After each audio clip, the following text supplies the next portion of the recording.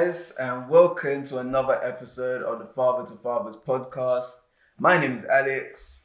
And I'm your host, as usual, Emmanuel. Yes. And today, guys, we've got a very, very interesting episode looking at whether the church has failed young single parents. Yes. And that your answer straight away? 100%. There you go then. Yes. No, I'm joking. But why are you so certain that that's the case? Because, I mean, just to give some context, the church, being Christian and everything, is supposed to be, the church is the house of God. It's supposed to be a place where people can feel safe and feel wanted. And not judged. And not judged. So now talk to me as to why you're so 100% certain about that. Because I'll just go back to the Bible verse. Ye without sin cast the first stone. And I just feel like people in the church just pick and choose when they want to follow the Bible. That is what I'm going to say. I agree with that. But you know what? Don't get me wrong. I'm not saying that what we're doing is right in the sense of having sex outside of marriage, etc., etc. But I just feel like the church is a community. Like you said, it's supposed to feel safe. When you make mistakes, you're supposed to be able to run to the church, not turn away from church. And a lot of shunned by the church. Yeah, and a lot of young single parents or Christian young single Christian parents, they've gone away from the church, myself included. There was a time where I didn't go to church because it was just like it was just that shame being too much. And I think we spoke about this the first time in the episode, like, what would the church say?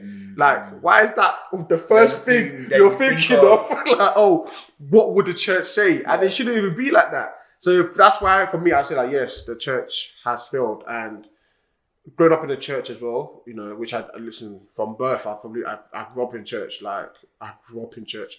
I don't even remember once having a conversation around sex. It was just that they will not even use the word sex. They'll try and use some other words like it's a taboo to mention sex in the church. And I even remember one wedding I went to. Yeah, it was like, you can kiss the bride.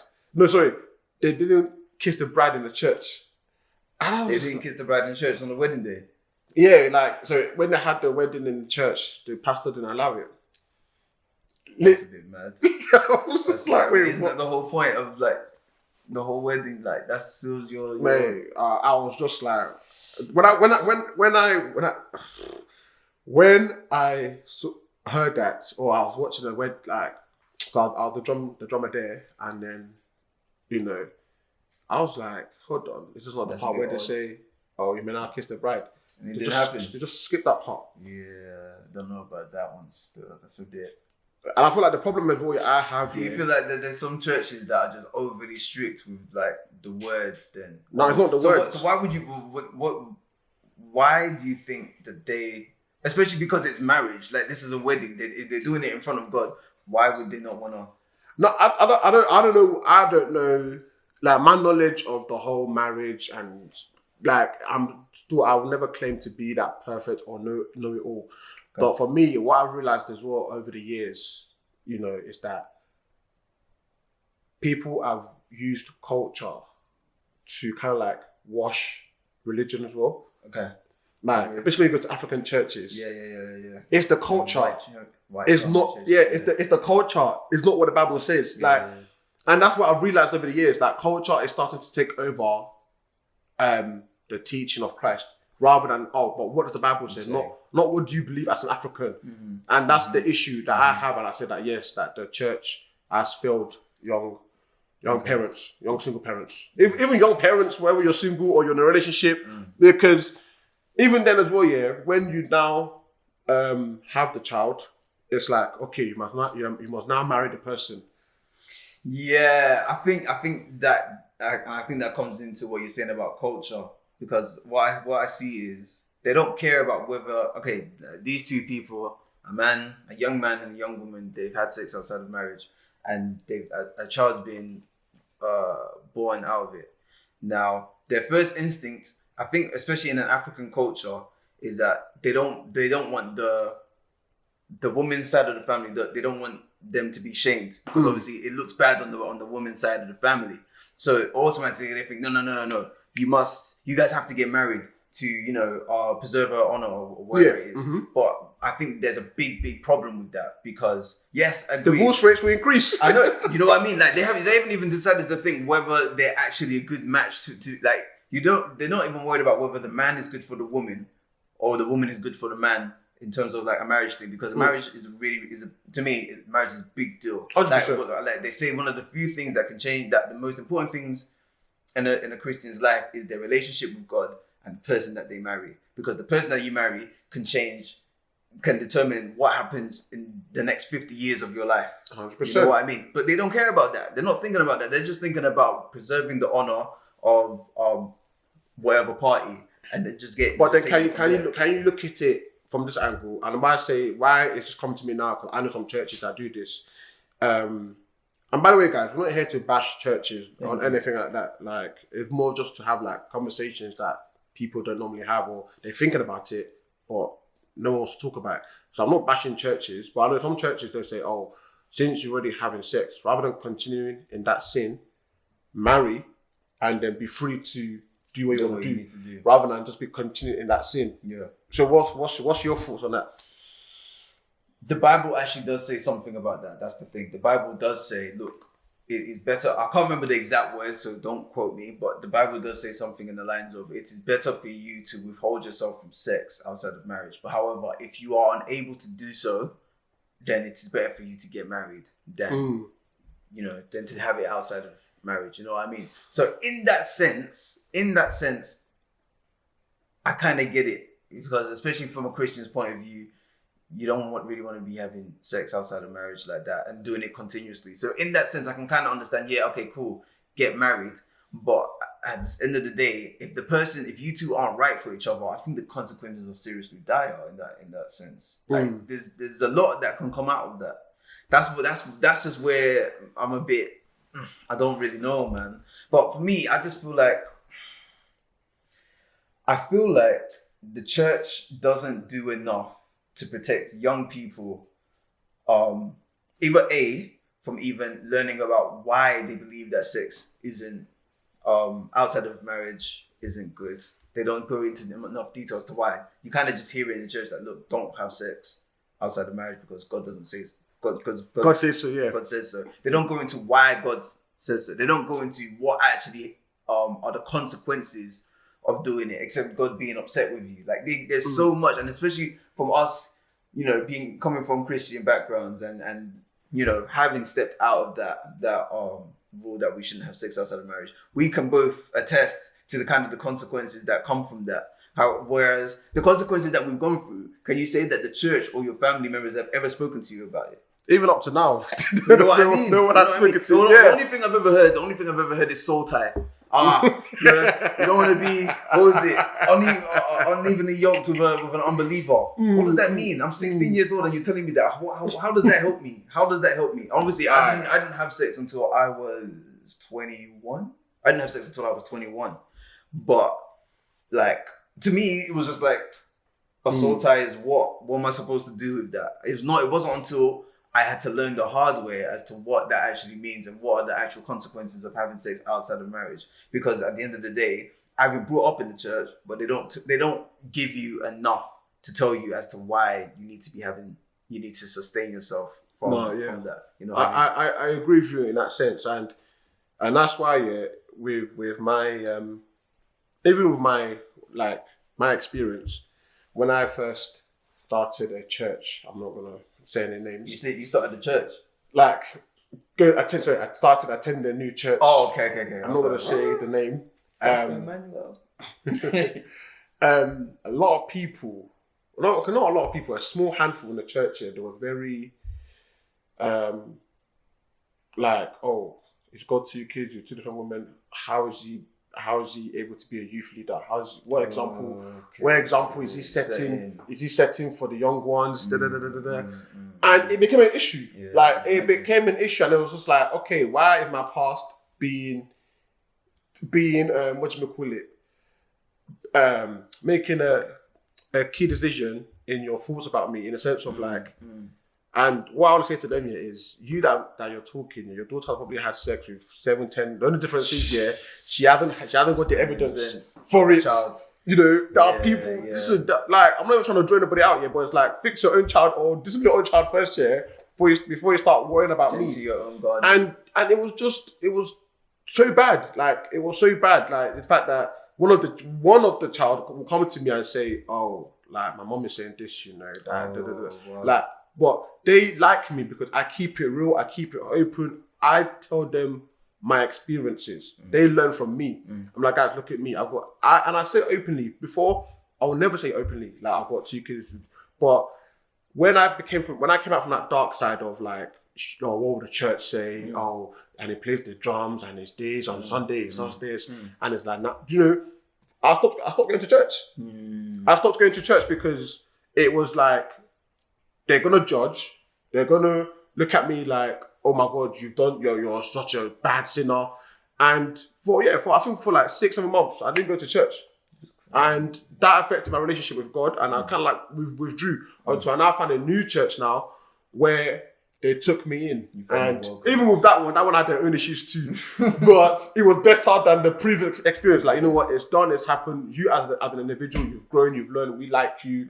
Like, you know, your character's good.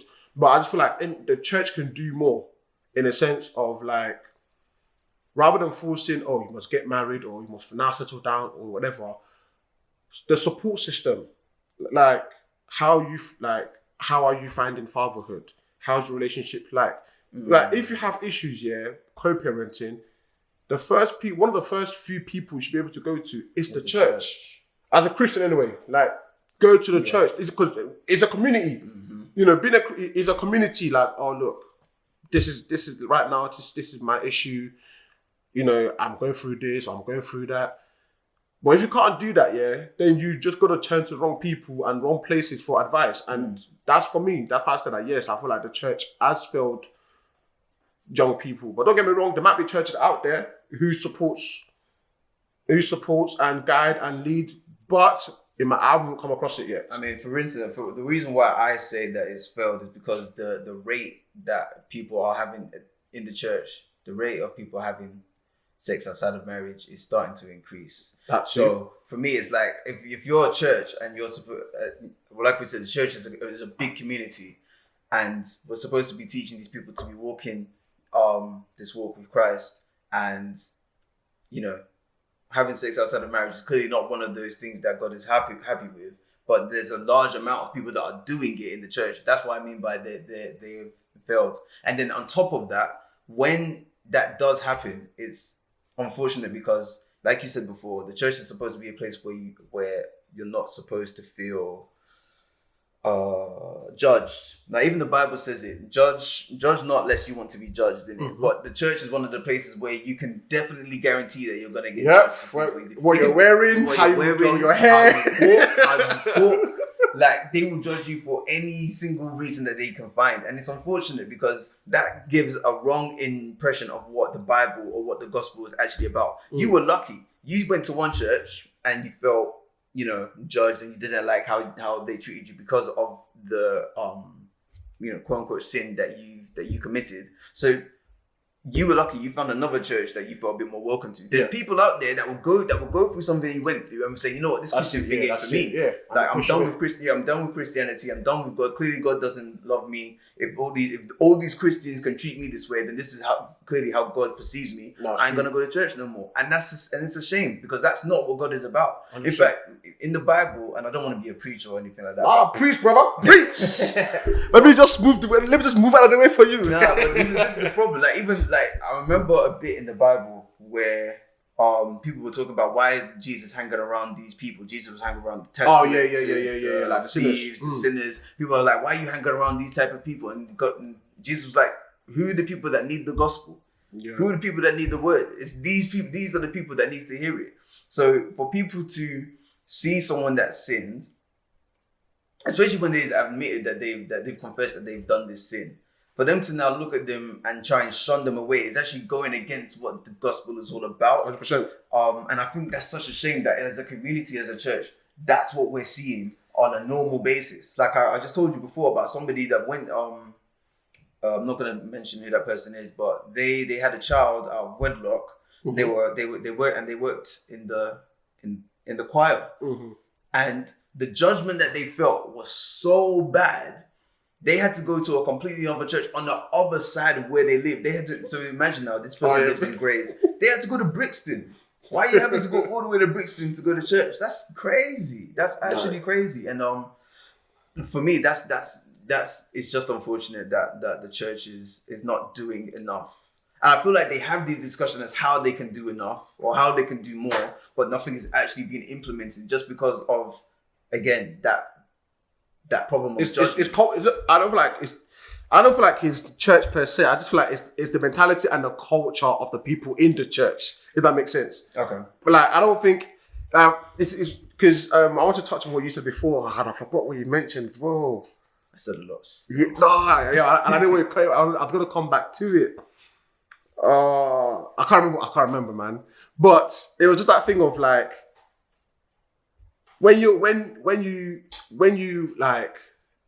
go to church now, yeah, you have people that, okay, you just know that. I've lost my train of thought now, man. But everything you said, Jay, I definitely agree with you. And I just remembered another point as well. Once someone was telling me before, yeah, that we had a conversation before with someone that in some churches, when you're pregnant out of wedlock, they make you come to the front of the congregation. Oh my days! And confess your sins in front of the whole congregation in the middle of the service, like that. Yeah, you see what I mean? That's not on. Like, who are you to be doing judge? You know what I mean? You know what I mean? Just because you're a pastor does not give you the right to give somebody that kind of, as if they've not been embarrassed enough. Like, as if the sin of them committing that sin isn't enough. You now have to bring them to the front of the congregation. And the whole church knows your business. And the whole church knows your business. You're going to stay at that church, you're going to move. Of course you're going to move. You might even get put off going to church, full stop. And that's just a shame. That's a big, big shame. But that's it. Thank you. Yes. I'm sitting here thinking about it, yeah. You mentioned about, that what the church can do, or like they can do more, about the rate going high. Oh, yeah. Yeah, I was saying, yeah, it's that thing of like, if we don't talk about it, it's not happening. Yeah. Like, even our parents do as well. Like, because who are the church? Our church is our parents. Like, my mom, even up to now, she has never spoken to me about sex. As in, like, let's sit down properly. Really? And I've got 2 kids. Yeah. We have not sat down properly and said, let's talk about sex. Yeah. You know, and sometimes talk about these things with someone, yeah, can help you. Like, I don't know, why do I enjoy it so much and this and this? Like, why do I have that temptation? It starts from there. Like, it shouldn't have to start from you already having sex and you can't stop. It should start from, okay, I'm a young man or a young woman, I'm a teenager. I know I've been brought up in this way that I shouldn't be having sex, but I'm really tempted. Who can I actually go to talk to about these things? If you can't talk to read your Bible. You know what I mean? You know what I mean? If you can't even talk to your parents, or you can't talk to the people in the church, who are you going to talk to? You're going to talk to your friends. Yeah, and your friends. Most of your friends are going to give you the wrong advice. 100%. Well, I've done it. Listen, you need to try it, bro. And that's what it is. And I hate the fact that church don't try to educate people properly on sex because it's church. You have to keep it holy. But I hear that. But if you don't educate, they're too young, or listen, you can't these days. If you don't hear it in the church here, they will hear it in the school. They will see it on the internet. Like every kid nowadays, has got a tablet, got a phone. It's everywhere. It's you can't avoid it. So talk to them, not even educate them. Like teach them. Educate them. Teach them in a way, the Christian way. Yeah, the Christian way in the sense of that. Okay. Having sex after the wedlock, for this reason, A, B, C, D, E, F, G, whatever. And then sit down with them, have the conversation with them, okay? Like, you're getting at that age now. Yeah, What are you saying? have you, It doesn't even have to be that. It doesn't even have to be a thing where you sit them down and make them talk about it. Just give them an atmosphere where they can feel like they can actually talk about it. Like, yo, I'm now 12 years old, or really and truly, these kids are having these urges. It starts from puberty. Like when your body starts changing, I feel like that's when you start having a conversation. Like you should, I'm having these urges that I don't know what to do with these urges. Who can I talk to? If you can't talk to your parents, you're gonna look at the internet. And what are you gonna find on the internet? Porn.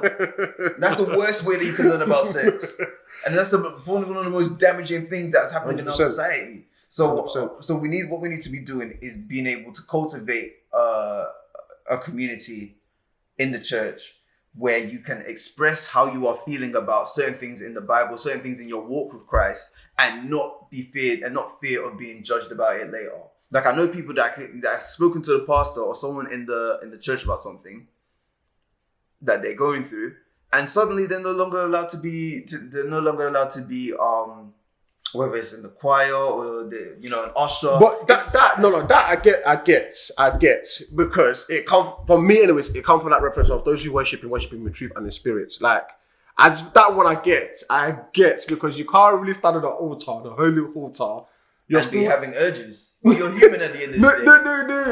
No. It's a sticky one. Like I'm not saying you can't ever sing again or you can't ever work for the Lord again. But I just feel like it is a bit of a sticky, like, okay, let's put it this way, yeah? Take church from it now, yeah? Would you hire someone, yeah, to, like, or would you expect a teacher that's got paedophile, that's on a sex offender list to work in a school? No, of course not. Exactly. So, I'm not talking about that. I'm talking about you haven't even, like, the example I was using was somebody has come to a leader in the church and said, I'm having these urges. I don't know what to do with them. I need advice. So they haven't even done anything yet. It's not even gotten to that stage of them actually acting on those urges. They've just come to you and said, I'm having these urges. Oh, okay. You know what I mean? I just feel like when you're in a church, when you're working for God, it's sensitive. It is because, let's be honest, even like pastors, they get the most. Like, you know, when you hear that pastor has had sex with someone in the congregation and they're pregnant. Yeah, exactly. Whole church crumbles, fam. Don't even hear from that church again. You can't expect the pastor to like come and stand here on the altar on Sunday and start preaching. It doesn't even help. Like I remember that happened to somebody, and no, they tried to revive that church so many times, it didn't. Yeah, I don't even know if I was in it's a tough sensitive one. It's a tough one. I just feel like, and then for me personally, I just feel like it's about having that respect for God. Like, God forgive me, yeah. But even sometimes, yeah, when I'm in church, yeah, God forgive me, please, God, those guys don't judge. And I just have like random flashes, yeah, of the thing they used to do back in the day. Yeah, or like, I have to leave I leave the church. You leave the church. It doesn't sit well with my spirit. Shall I tell you why? I get it. I hear you. It's like God sees your heart and you're there, yeah. And you're having random thoughts of one girl. Oh, I'm listening. It is tough, but I like it's what you said. Like God looks at your heart. If you're just going through it and you're just thinking about it and you're willingly lusting over those thoughts, and that's a different problem. But if like we're human at the end of the day, as a Christian, you know that your body is natural to sin. Your body is going to sin. Your mind is going to go to places that may not be in line with the word of God, and because of that, you understand that God is a God of mercy. So you don't. I wouldn't necessarily say you have to like leave the church because you're having thoughts like that. Sometimes I have to, man, because I'm like, you just. This guy, you must be having them graphic thoughts there, innit? Listen, I'm not saying anything. All I know is I leave the church and I just have to like get some like God forgive me. Like Lord, what was that? What was that? Nah, but I mean, to be fair, God sees your heart. Whatever, no matter how you decide to deal with it, God's not going to be mad at you. You know what I mean? But at the end of the day, what it is about how the church has failed young single parents, and these especially women as well. Like I feel like we guys we get it a bit easy because really and truly, yeah. If I was not to be involved in my kid's life, yeah, nobody will know Pim, and I'll still be living my life. A woman can't hide it. Unless she goes away for 9 months, gives birth, and never brings the child to the church. And also, well, you have to, because in a Christian household or community, you have to christen the child after a certain day as well. Oh yeah, you do. So you can't even escape it like that. Obviously, some people don't even do it in the church. They get like a different pastor to come and christen their child. And it's women. We appreciate you, guys. We appreciate you. But. Yeah, I feel like women do get it. Women do get it harder. They get judged even harsher, and it's just like, but it takes two to tango. And I think when it comes, especially when it comes to co-parenting, I feel like sometimes the women can easily get the worst stick out of it. Now, for instance, if the mother and the father are not getting along, and one of them goes to, like, for instance, the guy goes to the church now and is like, oh, she's doing this, but not co-parenting properly, they would usually, it's very easy for them to side with the man. It's very easy to side with the man, and then to give them make it a little bit harder for the mother, which again is quite unfortunate. And I think it kind of stems from how the Bible, I don't want to say kind of like perceives men and women in the Bible. It's not even that. I just feel like it's a man's world. As much as women are like, fighting for instance, for now equal they're more rights, like even if like in a marriage now, if the man's been beating up the wife, and the wife goes and tells the church, and then the man comes and says, "Oh no, I'm sorry, forgive me," they'll just tell her to go back to the husband because they don't like divorce and stuff like that. You know what I mean? So it's almost in the sense it's very similar in but they're not married and they're just co-parenting, and there's issues there's already issues there already because they've sinned. They've already perceived both of them in a negative way, but they're just gonna make it worse for the woman. So I feel like that kind of prejudice there needs to also change. It's kind of sad that this is the kind of community that we're having to experience, really and truly. Like there needs to be a way that it's done in a fair the assessment of the situation is fair, and it takes away the already perceived judgment that both of them have together. 100%. Nah, I get you. I just feel, I mean, like I said, my experience alone and hearing people's stories, I don't know, it breaks my heart to just say that, to even hear that this is what they go through when the church is not supposed to be like that. And I just feel like then people that are non-religious or non-Christian, how would they feel? When they see things that they're like, you see. Do you know what I mean? And it's, why would you want to be a Christian when you're seeing stuff like that? And it's just, I just feel like as a community, we've got to do better, especially around topics that is not conventional. Mental health, sex, mental health one, like especially with children that've got like ADHD or autism or like we need to, what's the word? Educate ourselves. And that's why I strongly believe it, that sometimes I just feel like culture is starting to take over in churches rather than actually what does the Bible say. Yeah. If that makes sense. That's for me anyway. Like when I said after church failed young parents, I just feel like it's mainly culture. Okay, so what do you think are the solutions to this then? What are the things that the church is missing that they need to be implementing to have these uncomfortable conversations? If that thing, if it's not happening, we don't talk about it. Like I've been in some sermons, even like it's so mad, like as big aunts and uncles, the pastor mentions sex. And they look, hey, shut up! You are having sex with your husband. Like, why you? And it's like it's unspoken to me. Like it's an unspoken to me. And like, oh, and they'll be looking at each other and like they'll be like, what? You lot are big aunts and uncles. And the pastor, yes, I said it. Yeah. Well, like he's making such a big deal out of it. It's not. It shouldn't be made that big of a deal. Mate, I don't know, man. But have these uncomfortable conversations. Educate yourselves. If you don't know it, there's even, what's the word? Seminars you can have or go to, and have the conversation. Have the conversation with your children. Have that conversation with your children. I think we might even touch about that. Actually, we might have an episode about that. Like when would you talk to your children about sex? Is the right time to talk to them about sex. I feel like that would be a good topic to discuss. Yeah. No, I agree. I would say being very communicating, and don't be brief about the communication you have with your kids about sex. Don't just say the Bible doesn't like it, so don't do it, and then just leave it there and just think that your job is done. No, it doesn't work like that. You actually have to be very in depth, depending on where your child is, what they can handle. Be very in depth of what the consequences of having sex outside of marriage. Why God actually says He doesn't like that, and what sex actually means, and stop judging. and stop judging. Stop like, judging. We need to It's end happened. this judgmental. It's happened. It's happened. Let's move forward. It is Like, what it is. that's